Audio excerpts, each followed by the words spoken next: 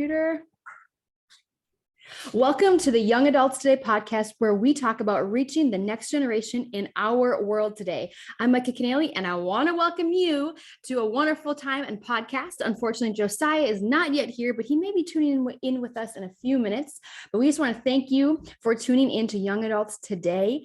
And if you are a new listener and you want to get connected and you want to hear more of what we're talking about, you can connect with us every single Monday. So if it's in your home, if it's on the road, if it's at the gym, we want to get into your ears and we want God to get into your heart. So if you want more and you want to help us out, you can do that by rating, subscribing, reviewing, and sharing this podcast and maybe what God is doing in and through some of the things you're hearing and some of the things our guests are saying and sharing as well. So this just helps us reach more listeners with the message of Young Adults Today, all in the name of Jesus. So we actually have an incredible guest joining us today, and joining us is Ben Peters. Ben, welcome to the show. How are you feeling? Oh, this is awesome. I'm pumped to be on the show. Well, we are so thrilled to have you join us. And if you guys do not know Ben Peters, he is the founder and lead agent at Mission Real Estate Group. And Mission Real Estate Group is a team based here in the Twin Cities in the metro area that's making an impact on people's lives, both locally and abroad. And at Mission Real Estate Group, a goal is simple. It's simply this: to identify what you're looking for and find a solution. Wow. Doesn't that sound like a fun job, everybody? Well, for those of you who don't know Ben, kick us off. Just share your story. Like, can you start by telling us maybe your journey, life? Totally. Like, what does that look and what does that mean to you?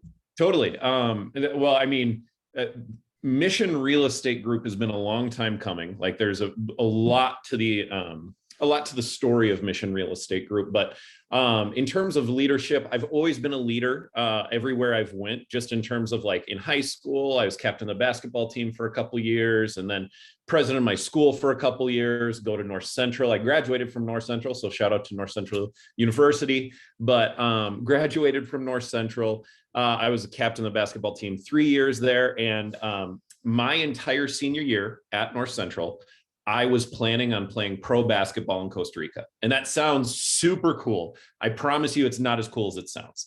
But because of that, my entire senior year, I was not job searching whatsoever. I was planning on, hey, I'm going down to Costa Rica. This is going to be great.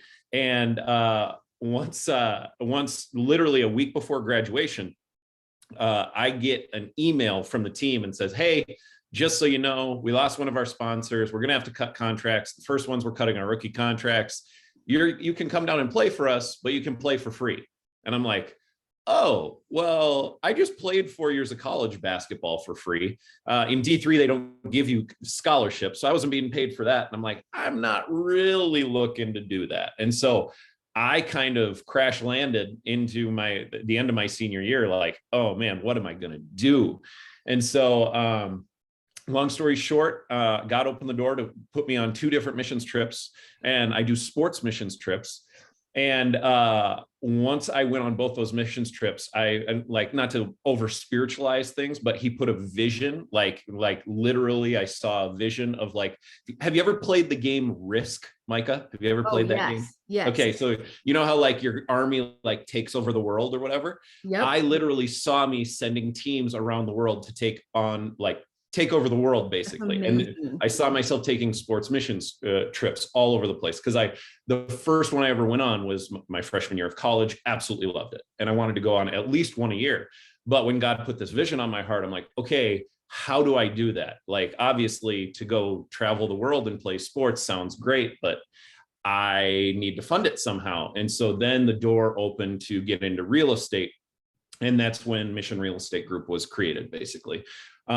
We are a group of realtors that 20% of our profits go to missions organizations. So last year, in the calendar year of 2020, we gave $100,000 away to missions organizations.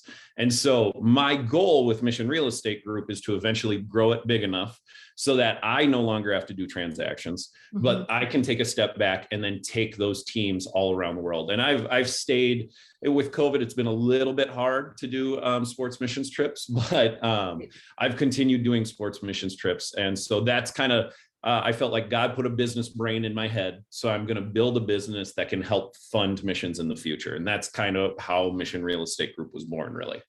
I absolutely love that. The fact that you live on a mission and you've made that part of the anthem of why you do what you do, like giving back to a piece of your heart, And I know that I love sports, and I was actually on a mission trip in Lima, Peru, probably about Oh, 10 cool. years ago. And it was our job to create the sports activities and everything for the kids of Cool. Lima that were a part of this church and everything up in the mountains. And it was unbelievable to see how hungry they truly are for truth and the word of God, even when there is a barrier for language. Even when I don't know how to speak the language, a smile does it, and just playing and interacting through Totally. sports, and how that has become just a way to connect with other individuals across the seas and across the world and across the nation. And I just love the fact that you are living on mission and you've made that a part of who you are and what you do as an individual in the marketplace. I mean, to be able to do that is amazing.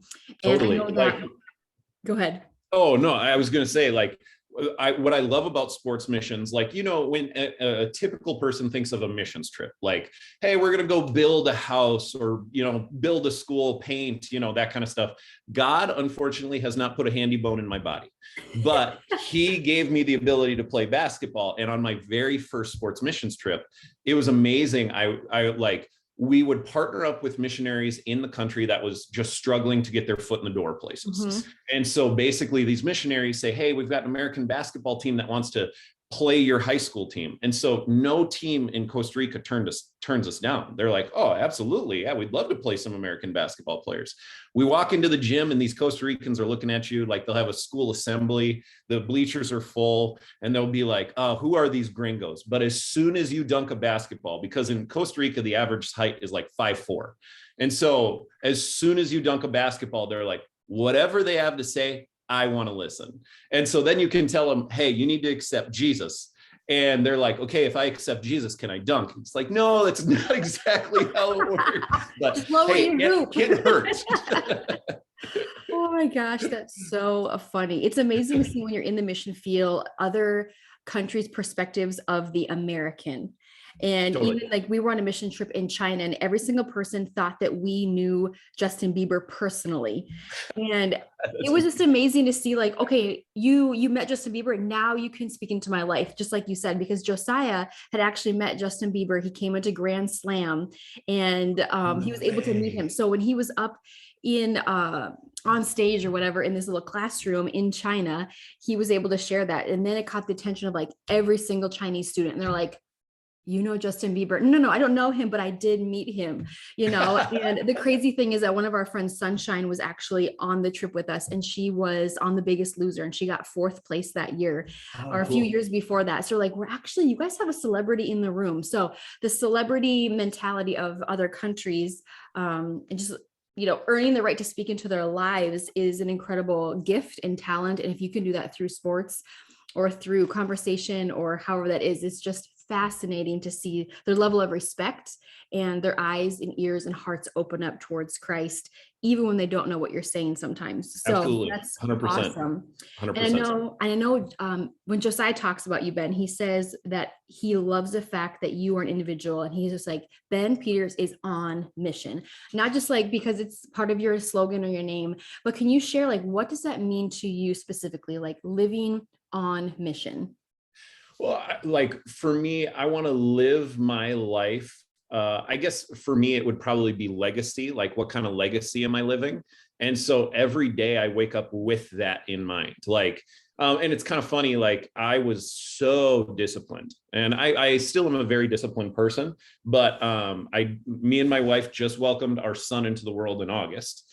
And we were very like, get up at 5 a.m. to the gym by 6. We'd work out from 6 to 7 a.m. And then, but once the kid comes in, I'm like, oh, wow, this totally changes things. And so we're still figuring out our schedule and everything like that. But one thing that brought me back, particularly, he's 5 months old now, brought me back is like, okay, what kind of legacy am I going to be leaving for Leroy? And we want to have more kids in the future. And so for me, it's like, okay, how can I set up my life so that that legacy continues onto Leroy and onto his kids and everything like that? So I frame everything that I do, particularly in real estate. And then I'm also a real estate investor. And so I try and frame my days of, okay, hey, how can I be on mission to create that legacy every single day? That's, I guess, what it would probably mean to me. That is amazing. Well, we also know that you are very entrepreneurial. So there's an entrepreneurial aspect of what you do. There's a real estate investment aspect of what you do, but there's a wake of generosity that's being left behind and a desired legacy to be left behind when it comes to generosity. And Totally. earlier you had mentioned that you give 20% of your proceeds to missions across the globe. And I would just be curious, where does your passion for generosity come from? Like, was there a specific time or event in your life when you're like, I have to give back? Like, what does that mean for generosity? Oh, well, so I grew up in the church, and my parents, it was kind of like a non-negotiable, like, hey, you've got to, you got to tithe no matter what. And as a kid, it was just like, oh, okay, that's, normal. And I remember my dad giving me $1 to give in the offering bucket and, stuff like that. But I would say for me, oh man, that's a good question. When did it start? I guess I've just always been a generous person in terms of just, I want to help people, whatever that looks like. And the cool thing is with real estate, I help people for a living. Yep. And it's like, hey, I would probably do this for free. The great thing is I get paid super well in real estate, but because I love helping people, then I get paid super well. And because of that, it's actually really cool. Me and my wife took this test. It's called the Motivators Quiz. And it just basically, it's 26 things. There's like categories of 26 things that could potentially motivate you in life. And they give you like your top 6, like your medium 6, and then your low, 12 or whatever. The very last one on both me and my wife's list was money. Money was the absolute last thing on our motivators test. I am not motivated by money at all. But what I am motivated by is achievement. Like, hey, here's the bar. I want to achieve past the bar. Great thing in real estate. Hey, if I sold 30 houses last year, if I sell more than that, chances are I'm going to make more. And so, like I said, real estate was a perfect fit for me because I'm after that achievement, but I'm not driven by that money. And so once it took me probably about 2 years to get what I would call become a successful agent. You kind of pay your dues, right, kind of set up that foundation. But after 2 years was coming in, I'm like, man, I got some good money coming in. Hey, I want to give this back to people who are struggling. And so what I love is meeting with missionaries. I love meeting with pastors. And like, yeah, you can give to big organizations, and I don't want to dog giving to big organizations because there's something to be said about that.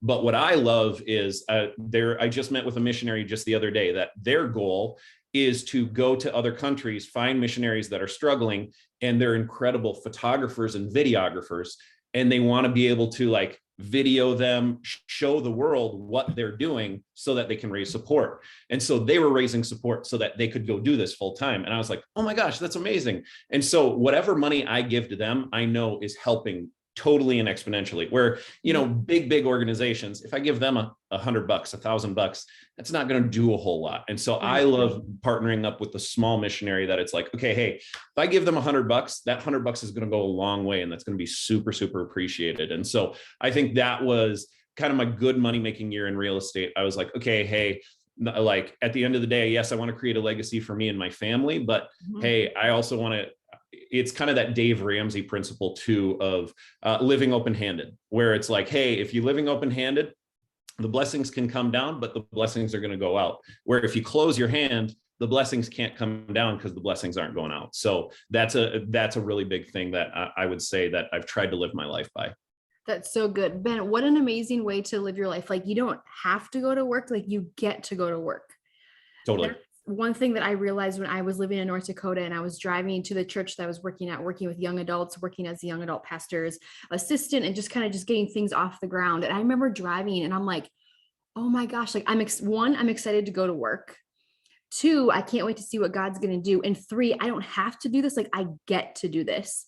Totally. And to see people's passions come alive as young adults or people in the marketplace is just so fun to see and so fun to hear, and it's like, wow, what an honor to serve God's kingdom through the natural gifts and abilities that he's given us. And I love the fact, Ben, I can relate to you. I have not taken that test that you guys took, though. Is it the motivations test? I think it's called the Motivators Quiz. I'll send it to you so you can, you should. you can look into it. I want to take it because I know that I am not motivated by money. And I remember I worked at a gym and I was getting paid pretty well and had amazing clientele and just love working out at the gym, lifting weights, teaching classes, everything. And I remember my grandpa saying, I went to go visit him, and I'm like, Grandpa, I'm like, I do have a real job. I get to tell people what to do, how to do it, and see them reach their goals and get paid for it. Like, that is so fulfilling. Totally. And I'm sure that it's so fulfilling for you to see somebody land their dream home or walk through their first purchase of a home. And I would just be curious to hear, like, what, aside from maybe a little deeper, what motivates you to help people find their perfect home? Like, is there something that motivates you in that process of being on the hunt? Yeah. Oh, absolutely. So like I said, those first 2 years of being a real estate agent, if anybody's ever thinking about becoming a real estate agent, it's really, really tough, because if you go to your friends and family and say, hey, let me help you with the biggest financial decision of your life, by the way, I've never done it before. Like, that's a really hard sell. And so, what I love doing, I partnered up with a team right away, went out on my own, and then I created Mission Real Estate Group. But I think one thing for me was once I saw that I loved working with first-time home buyers. There's a lot of real estate agents that don't like first-time home buyers because they're buying $120,000 condo. You're not making a whole lot of money off of them, and they see it kind of as a waste of time. I love working with first-time home buyers because if you give them a good experience, they're going to stay with you for the rest of their life. And I think a lot of real estate agents lose sight of that fact. And I would say, just like people in general, they live very short-sighted. And so I've lived by this motto, and I'm telling my team to live by this motto: play the long game. Okay. So like, yeah, I'm going to work with my first-time home buyers. My personal record, I showed a guy who ended up buying a $110,000 condo. I showed him 78 homes before he bought one. So if you extrapolate it out, what I actually made, I made $1.15 an hour. That didn't pay for gas. I was driving a Toyota Prius, and I had a very fuel efficient vehicle. That was not paying for gas. And so, but the cool thing is, he bought his very first house with me. 3 years later, he's like, hey, Ben, thinking about selling. Hey, I'm going to turn around and buy my forever home, which is a $600,000 house, which you make great money off of that. Right. But if I wouldn't have given him a great experience at the beginning, he would have never come back with that. And the way I also do my business too is I'm very referral based.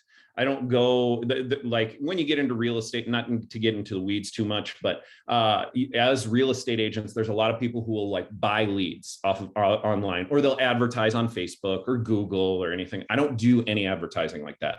All of mine is just word of mouth referrals, because what I've found is good people know good people. And so when I get referred one of my clients, and the cool thing is, when I'm walking through houses, I become friends with my clients, and then they refer me one of their friends. Well, therefore, hey, we got a mutual relationship. Hey, we're going to be friends. And then my form of advertising is throwing client appreciation events, where I bring people in who's everybody who's done a deal with me or clients I'm currently working with. And I basically just throw parties for my friends.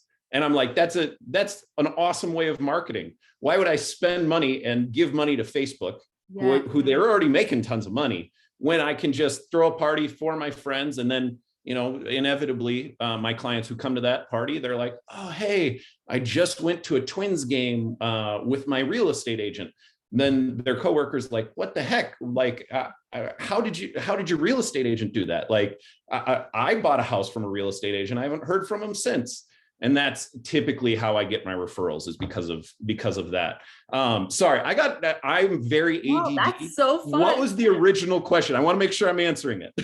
Just what motivates you? And I think you've answered that, I think, several different ways. And so, yeah. So to answer that question, so I think number 3 on my motivators is friendship.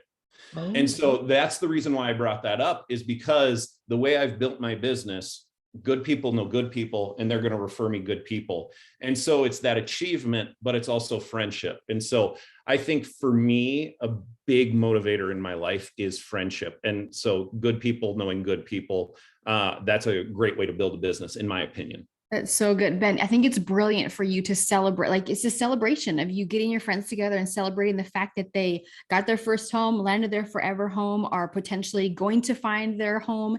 And Totally. people love to be celebrated and they love to feel wanted and appreciated. And if their first experience is as good as like how you lead and how it's described right here. And we know several friends who bought homes through you, and they're just like, I couldn't have asked for anything better. I couldn't have asked for That's awesome. experience. I love hearing that. Like, wow. I'm like, that is so not unconventional, but unheard of in this day and age, for the authenticity, for you to extend even the hand of friendship, and we have several friends that were looking for houses. I don't know if you helped them land one or not. I'm not specifically sure. I can't remember, but I know that they were looking for a nice home, and it was when the market was starting to get super hot. And they're like, we looked at 34 homes. It's so discouraging. And he is like, I want to find our starter home. And she's like, I want my forever home. Totally. As a couple of like trying to be like, okay, from size to price to location to starting a family to like school districts and like school systems around them. And I would just say, like, a lot of our listeners, they're young adults and they're young adult leaders. They might be renting right now with a longing to like buy a home someday or soon. Can you talk about the difference between a starter home and a forever home for the people who are listening today, whether they're pastors, leaders, or this marketplace, Totally. and just really counting the cost in this day and age of home ownership? Yeah, totally. I think you got to begin with the end in mind. And so a lot of times I sit down with clients at the very first meet and I just start asking questions. That's what a good salesman does. Ask lots of questions. And I ask, hey, what do you see this first home as?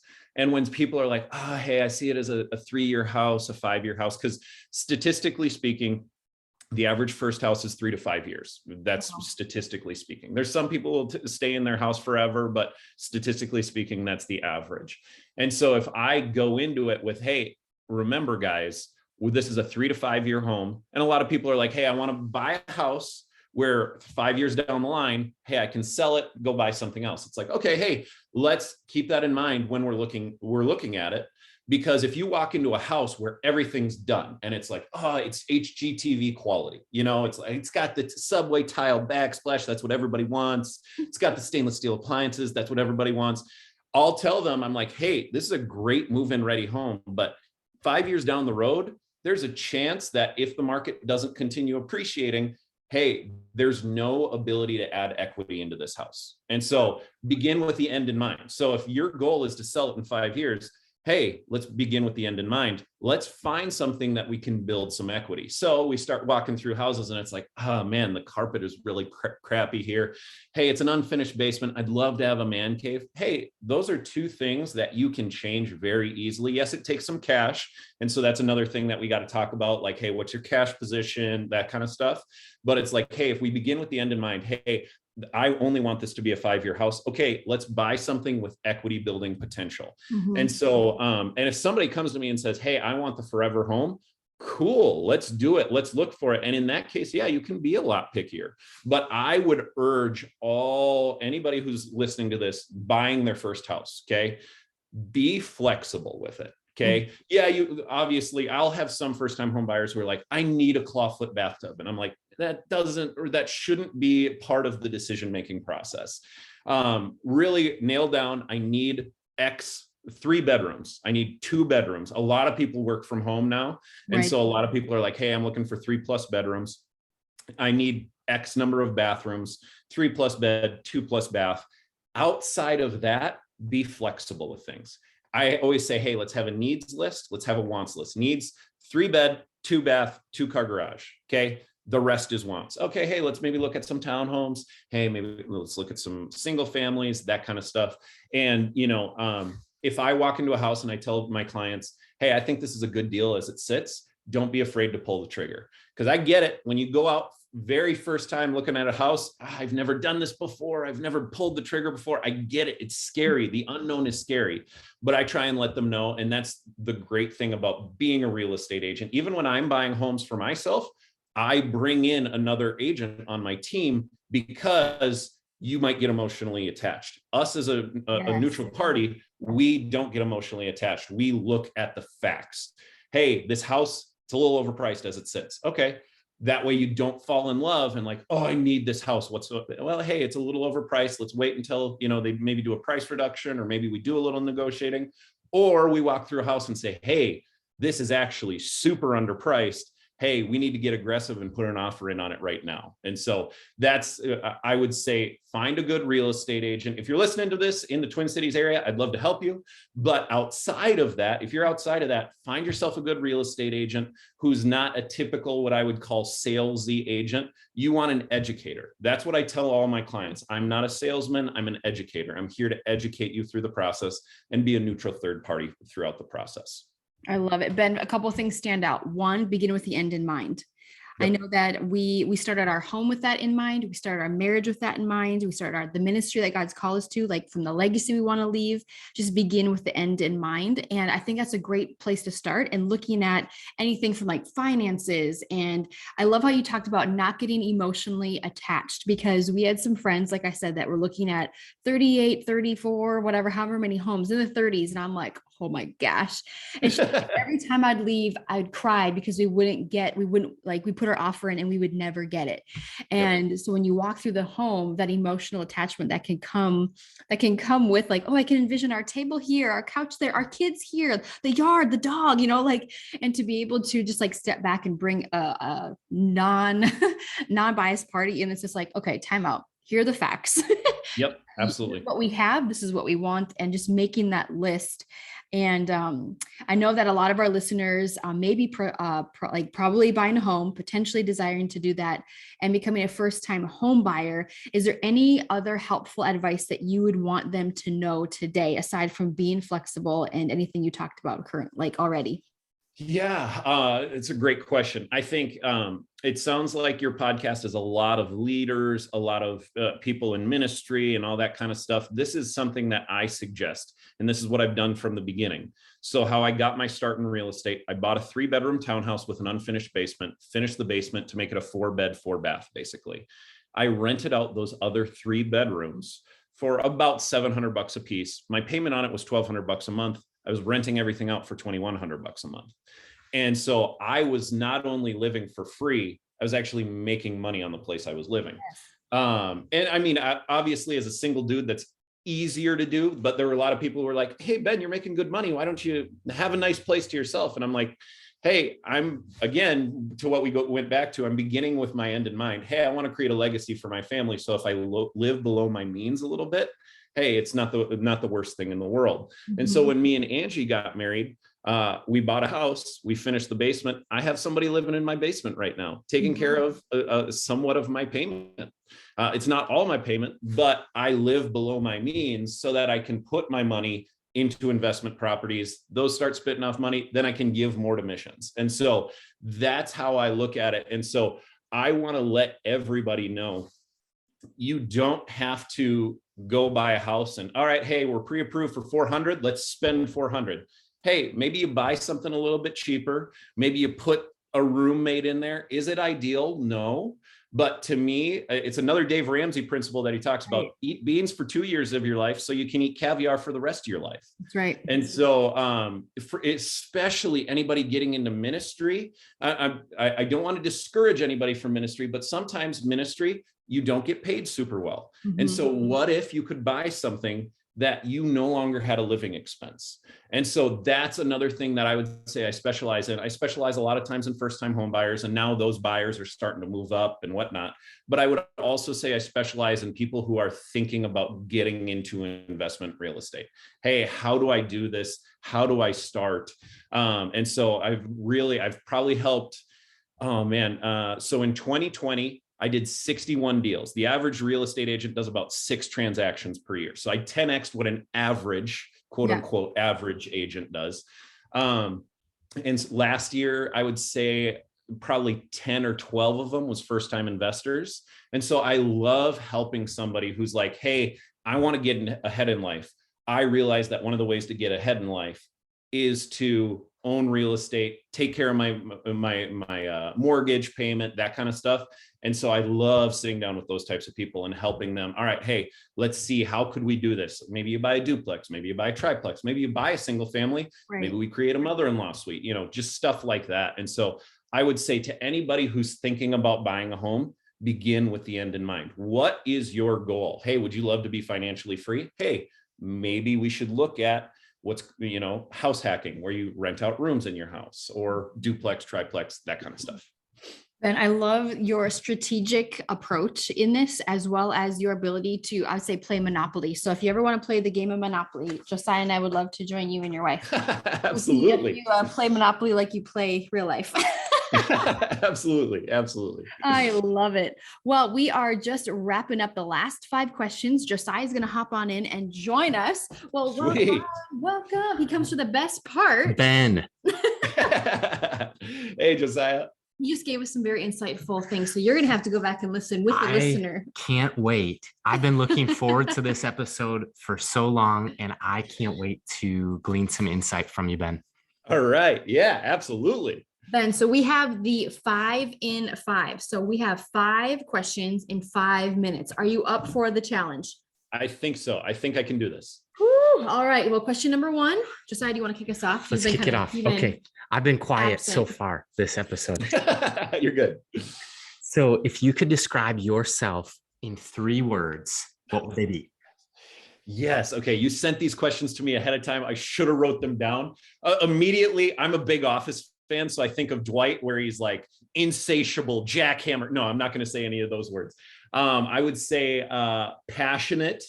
I would say, leader. And I would say giving. I would say those are the 3 words I would use to describe myself. That's awesome. All right. Question number 2. What is God teaching you right now, Ben? Oh man, you're a new father, and yes, and a relatively new husband. You learn a lot through one marriage and through children. And so for those on the podcast, me and my wife got married, found out we were pregnant 2 months later. And so literally I'm learning things all the time. I would say for me, I was so goal oriented that God put a lot on my heart in the last year is the value in Sabbath, the value in rest, because I was always one that anytime I take a day off, I felt lazy. I felt like I'm not doing what I should, hey, no, there is value in rest. And it's not only for people, but there's value in rest for,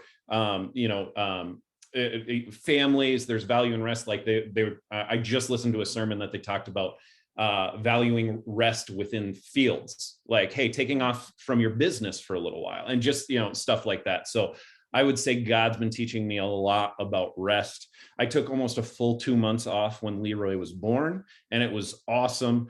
Some of it was kind of forced because I got COVID in the middle of it, but hey, it is what it is. God will teach you however he wants to teach you. That's right. Truth. Oh my word. And here's a curveball. It kind of keeps us engaged on our toes. Anything goes for this one, but if you could ask Micah and I a question today, Ben, what would it be? Oh man. Okay. If God shut the door on what you guys are currently doing, what would you want to do? Just purely selfish ambition. Like if ministry was out of the window, like nothing. If God closed the door on your ministry, what would you want to do? I already know what I would do. I love HGTV, and I love home decor, and I love refurbishing furniture and just everything from internal and external. So I think I would want to start taking classes of, I like to build things, but I don't have all the tools to do it. So like, I want to learn like how I would like to in real life, but in hypothetical life too. I would open some type of store crafting thing and really focus on Christmas in July and the holiday season, and just have like a trade show in my garage, I guess. I love it. I love how to decorate and refurbish the junk that other people throw out on the sidewalk for free. Hey, you come up with a business plan and I might be an investor in that in the future. Okay. How about you, Josiah? Yeah, no doubt. That's a deep question. I did 8 years at a small to mid-sized company, all through high school, all through college. So I spent 8 years at a small to mid-sized business. It was in entertainment. What I realized there is I'm really gifted in leadership. I'm really gifted working with people. And I'm passionate about the next generation. So if you tell me I can't do what I'm doing now, I might find creative ways to earn income like Turo. Sure. Know what I mean? It's kind of like I am entrepreneurial. I have about 5 ideas in the business space. I think I would still be blogging, even if it meant I didn't sleep at night. I think I'd be writing. I think I'd be still DMing and mentoring a lot of young guys. And then it would be a creative way. I'm not above going back to work at a Grand Slam. I'm not afraid of I like it. in like DoorDash or Turo but I think really quickly I would begin to find ways to maybe earn some income if that needed to happen, as well as creative ways to add value into the faith of the next generation. That's ministry in the marketplace. Yes. Oh, there you go. That's what we're talking about today. I like it. This is question number 4. And I'm glad I get to ask you this. I don't want to assume, but I'm going to assume. So who's your favorite celebrity real estate agent, or who is your favorite HGTV person, couple, or show? That's a great question. I would say probably Ryan Serhant. I'm a big Ryan Serhant guy. I haven't read his newest book, but the book Sell It Like Serhant really helped me kind of craft a lot of the way I do business. One of the things he said in that book, and I was like, why doesn't every real estate agent do it this way? He says, people like to shop with friends. Like, you love going to the mall with your friends, trying things on, whatever. He's like, if you're just a real estate agent, you're not their friend. Wow. They look at you as the salesperson at the store. We all have that salesperson who comes up, hey, is there anything I can help you out with? And we're all like, no, I'm just looking, whatever. I don't want to be that. I want to be the friend you go to the store with and like, hey, like, tell me how this looks on me, And so I would say Ryan Serhant. As far as HGTV, maybe I shouldn't admit this, but I don't watch a lot of HGTV. Dude, we'll start a show here next and you can invest in that idea. How about that? Perfect. I was actually really small tidbit. I was an extra on a show on HGTV one time. Stop. Can we the show was called 5 Day Flip. It got canceled after 3 episodes. I was on the third episode when it got canceled. So is there a reason there? I don't know. It's yet to be determined. We might not ever know that. Back to your point about like people want to shop with their friend. I think that's so good. And I learned this. My dad is really good at, he's not in sales, but he has a gift of selling things. And I think that a hobby of mine can be that too. And I learned this from my dad. When I'm talking, I'm selling. When they're talking, they're buying.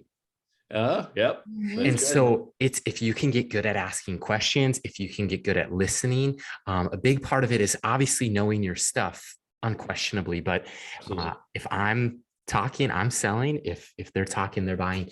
And this is question 4.5. I really wanted to ask you this. I was thinking about this. One of your, side hustles or hobbies is doing Ben Peters' personal finance and legacy building.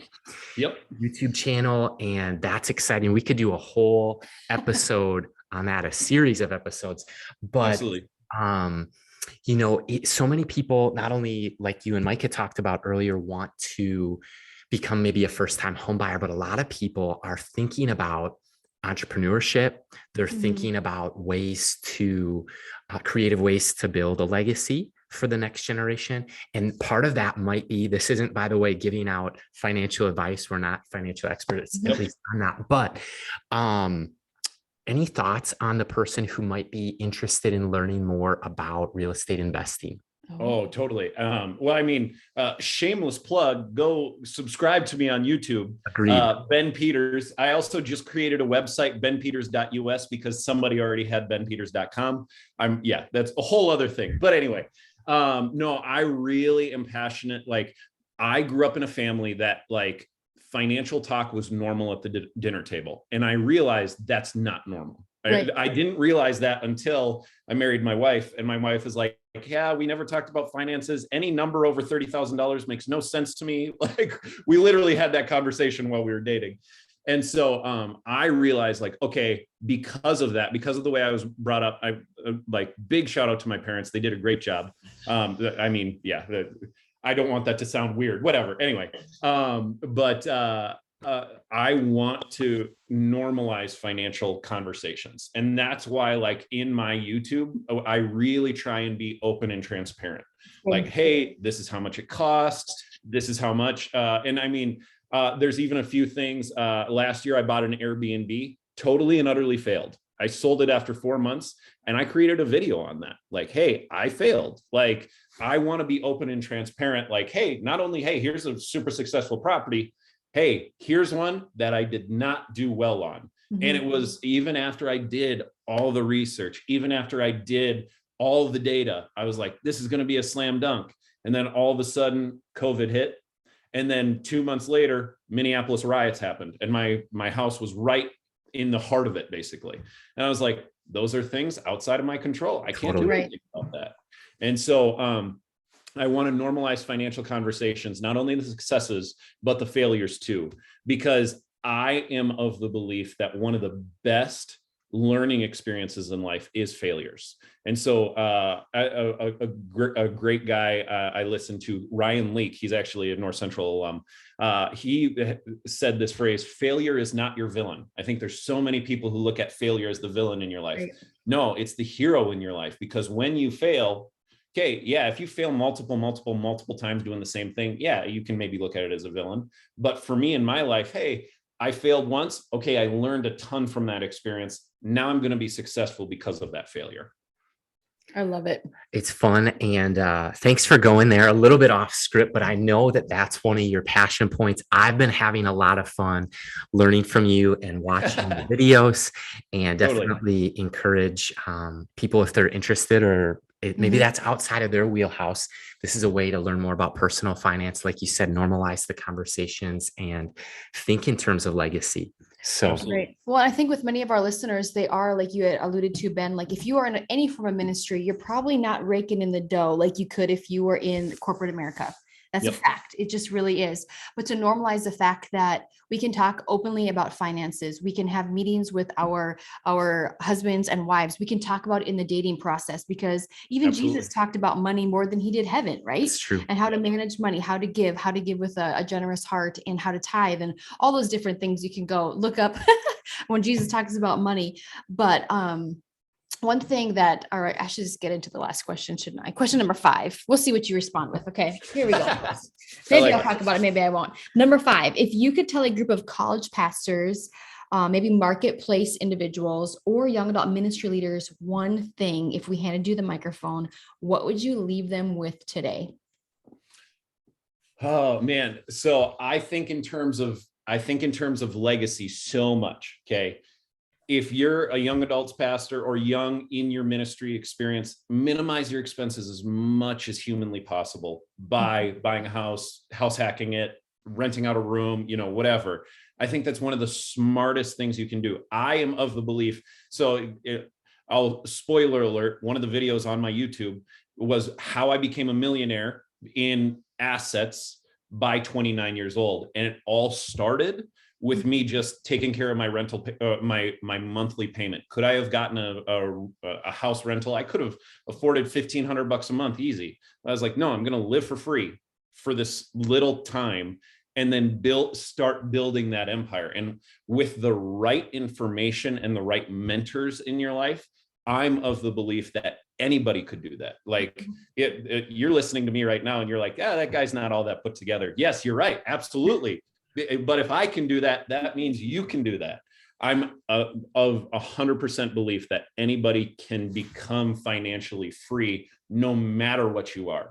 A real estate agent or the pastor, hey, working at McDonald's, I do believe anybody can become financially free. And so anybody who's early in their life, early in their career, hey, do everything you can to bring down your expenses. This just totally came into mind.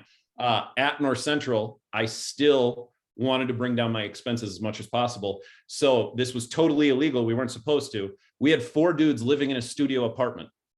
My rent was like $120 a month.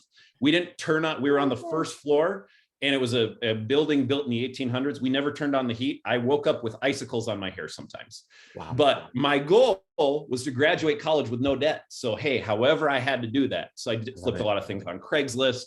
I'd go on the free section, find something of value, take a better picture of it, flip it, that kind of stuff. And so I've always been wired like that. And I'm of the belief that's a reason why I am in life, is because I'm wired like that. So I truly believe everybody can do that. It just takes the right effort and knowledge. Ben, I'm so glad that you went there, because this is where I was going to go before the question. I wanted to see how you answered it. But my question, more or less, like, we live in a world where many individuals, and COVID exposed this, living paycheck to paycheck. And Absolutely. Many individuals potentially listening, whether they're young, whether they've been established in their ministry career, or they're in the marketplace. I guess I would love for you to lean into the poverty-stricken mindset when it comes to some individuals. Like, how do we jump over that hurdle? And whether it's a mindset, whether it's the way that we use our words or our language, or the setting of like, well, pastors really don't make much. Yes, that may be true, but teachers really may not make much less or more than us. Like, where and what do you have to say about the poverty-stricken mindset in that, dilemma, Yeah, I guess, in great my question. mind? Maybe that's not for everybody else. I'll put it in terms of this. If you become an expert in whatever field you are, you can find a way to market yourself. I do believe anybody can do better than just living paycheck to paycheck. So a great example of this, I'll give you my wife. So when she started, when we got married, she was a special education teacher. Okay. When we got married, COVID hits. Okay. Mm-hmm. You can't teach special ed through Zoom. I'm sorry. You just can't. Okay. Yeah. And so she was like, this really sucks. Like, I don't know what to do, because I feel for the kids that I'm trying to teach through Zoom, and I absolutely can't. Right. And so what she did, she stepped away from the school system. I think she was making 32 grand a year. It was pretty minimal. She stepped away from the school system and then reached out to some of those parents that she was in the school system with. Hey, I'm going to offer my tutoring services one-on-one. And she went from teaching like 30 kids getting paid 32 grand. She started teaching them just, okay, hey, once a week, twice a week, 3 times a week. It depended on people's situation or whatever. But she didn't do it for a full year. But if you would have extrapolated it out, she was making about 55 grand a year by just doing that. And so if you're a teacher, hey, it is ripe for opportunity right now because of everything that's going on. Mm-hmm. And so I would encourage anybody, hey, if you're a pastor, become the best pastor that you possibly can be. I know my wife is one of the best special education teachers in the state. I know that. She spent so much time and effort with that. And so if you're a pastor, become the best pastor you can be. Find a great mentor. Go invest in your education, however you need to do that. Mm-hmm. And then find ways to, I'm just going to work for this big church and they're only going to pay me 12 grand a year, plus housing allowance. Great. Whatever. No, there's other ways you can do that. Hey, start a blog, start a podcast. Like mm-hmm. There's so much opportunity in today's day and age. And especially because of the work from home movement and everything, the average person who's working for a big company, they're not checking in on you and all this stuff. Here's the thing, still do your best at that job, but find some kind of side hustle. Like I said, the only reason I graduated from North Central with no debt was because I flipped things on Craigslist. One of the best ones I ever did. I had a broken iPod, went to a guy on my floor and he's like, I fix iPods. Hey, I'll trade you this Blu-ray player. And this is right when Blu-ray came out. I'm dating myself now, and it was like a super legit Blu-ray player. I'm like, sweet. Yeah, let's trade it up. I went on Craigslist, found a guy with a surround sound system, offered, hey, I'll trade this super legit Blu-ray player for your surround sound system. It's like, great. Sold the surround sound system for $6 grand. That paid for a semester at North Central. And that all started with a broken iPod. And so like, That's I like, think that's like the game where you go door to Yes. door and you say, hey, can I have a paper clip? Okay, Yes. I'll have this You walk couch. away I'll with give a you this fridge. couch. Yeah. Or like a truck or some bizarre Yep. thing. And what like when I was in college, one of the things that I found, like because of the pandemic, you couldn't find this anymore, but weight sets. People had weight sets sitting in their basement and they're like, just come get it for free. So I went to a guy on my floor who had a truck. Hey, I'll buy you Taco Bell if you help me load these plates. And so we went to the house, loaded the plates. I cleaned them up because they were all dusty, cobwebs all over them, took good pictures of them. And I think I got like $800 for them. That's And awesome. so there's tons of opportunity. You just have to find it. And so, yeah, for anybody who believes I'm stuck where I'm at, there is opportunity. You just need to have the know-how, and you need to become an expert at whatever you get into. And there's tons of resources out there. I'm constantly on YouTube. I'm there. Like, I have a screen time app on my phone that is like, hey, you've spent too much time on YouTube. I'm like, nope, I'm going to keep watching. Life hacks. Oh, Exactly. so good. Thanks for going there. So yes, thank you for going there. So many takeaways. Two of them that I can just reinforce real quick is one, to think creatively and get outside the box, because it is called hard work. It is called opportunity, and the sky's the limit. And the second, I think so much of learning how to adult, whether it's in real estate, in home buying, working from home, a side hustle, entrepreneurship, ministry, sky's the limit. Learning to adult is all about doing things now, today, in this moment that your future self will thank you for. Totally. And Absolutely. so then thank you for helping us have wisdom today to learn how to do that, and for an amazing conversation that now I get to go back and listen to the replay of the first half of. I like it. And if you want to find out more about Ben Peters and Mission Real Estate Group, as well as the personal finance and legacy building YouTube channel that he is launching, we'll link all of those things in our show notes, wherever you're listening to this podcast, as well as put it up on youngadults.today. So thanks so much. Until next time, this is Josiah and Micah with Ben Peters. Thanks, guys.